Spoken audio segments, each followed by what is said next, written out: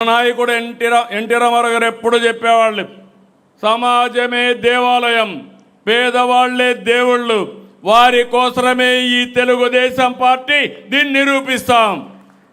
అందుకే సంక్షేమం, చాలామంది సంక్షేమం గురించి మాట్లాడతారు, కానీ డబ్బులు సంపాదించే మార్గం మాత్రం ఆలోచించరు.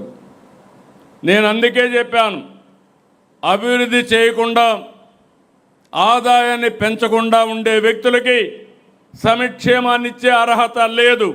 అప్పులు చేసి సంక్షేమం ఇవ్వడం కాదు, అభివృద్ధి చేసి సంక్షేమాన్ని ఇవ్వడం తెలుగుదేశం పార్టీ ఆలోచన. అందుకే మళ్ళీ అందరికీ గుర్తు చేస్తున్నా, మొదలు తారీఖు వస్తే నాకు గుర్తొచ్చేది పేదల సేవలో. మన మైండ్లో 24 గంటలు ఉండాలి. దానికోసం అనేక కార్యక్రమాలు మీరు తీసుకుని, తల్లికి వందనం, శ్రీశక్తి, దీపం, అనేక కార్యక్రమాలు మనం తీసుకున్నాం.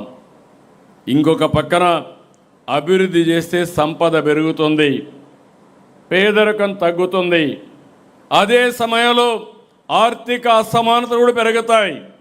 అందుకే ఈ ప్రభుత్వం చాలా స్పష్టంగా ఆలోచిస్తున్నాం, మన పార్టీ ఆలోచిస్తున్నాం. P4 అదే మరి ప్రభుత్వం యొక్క intervention, public private people's partnership.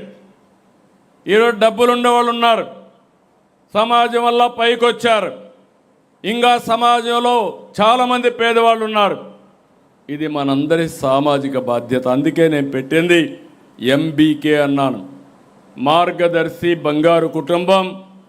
Top 10%, బాటంలో ఉండే 20%ని ఎప్పటికప్పుడు ఆదుకోవాలి, హ్యాండ్ హోల్డింగ్ ఇవ్వాలి, అవసరమైతే 10 రూపాయలు ఖర్చు పెట్టాలి. ఇది నిరంతరం జరగాలి. ఫైనల్గా తెలుగుదేశం పార్టీ ఒక ట్రెండ్ సెట్టర్గా అవుతుంది. ఆర్థిక అసమానతలు తగ్గించి ప్రతి ఒక్కరికి మెరుగైన జీవన ప్రమాణాలు ఇవ్వడం తెలుగుదేశం పార్టీ సిద్ధాంతం అని మరొక్కసారి మీ అందరికీ తెలియజేస్తున్నా.